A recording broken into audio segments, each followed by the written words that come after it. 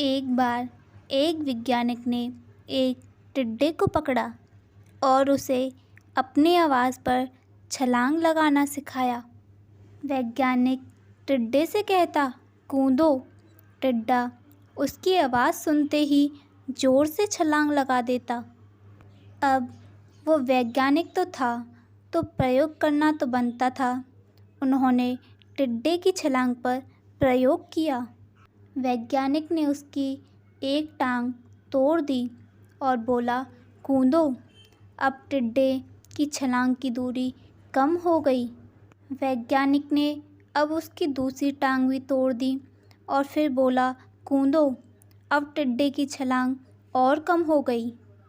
अब तोड़ी गई उसकी तीसरी टांग, अब उसकी छलांग और कम हो गई। एक एक करके बेचारे टिड्डे की सारी टांगें तोड़ दी गईं। अब आखिरी टांग टूटने पर उससे कहा गया, कूदो, तो वह हिल भी नहीं पाया। अब वैज्ञानिक ने अपना निष्कर्ष अपनी डायरी में लिखा। जानते हो क्या लिखा? जब टिड्डे की एक टांग तोड़ी गई तो वह थोड़ा बहरा हो गया। जब उसकी दूसरी टांग तोड़ी गई तो वह और बहरा हो गया। हर टांग टूटने के साथ वह और बहरा होता गया और सभी टांग टूटने पर वह बिल्कुल बहरा हो गया। ज़ोर ज़ोर से चिल्लाने पर भी उस पर कोई प्रभाव न था। वो तो अपनी जगह से हिला तक नहीं, छलांग लगाना तो बहुत दूर की बात है। यह कहानी सुनकर सभी को ऐसा लगता है कि कितना मूर्ख वैज्ञानिक था, उसको इतनी सी बात समझ नहीं आई।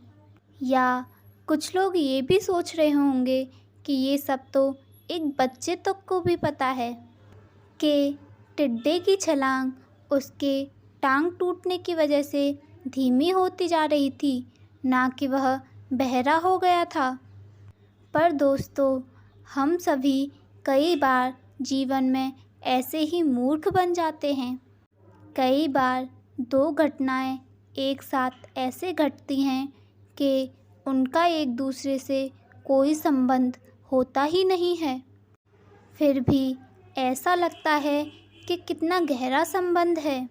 कभी कभी हमें दिखता कुछ और है, हमें समझ कुछ और आता है और वास्तव में होता कुछ और ही है। इसीलिए अगर ज़िंदगी में पछताना नहीं है तो जल्दबाजी में कोई भी निर्णय ना लें। हमेशा समझ बूझ का परिचय दें, सावधानी बरतें। तो दोस्तों, आपको ये हमारी छोटी छोटी कहानियाँ कैसी लग रही हैं, कमेंट सेक्शन में ज़रूर बताइएगा। और मिलते हैं किसी और इंटरेस्टिंग वीडियो के साथ।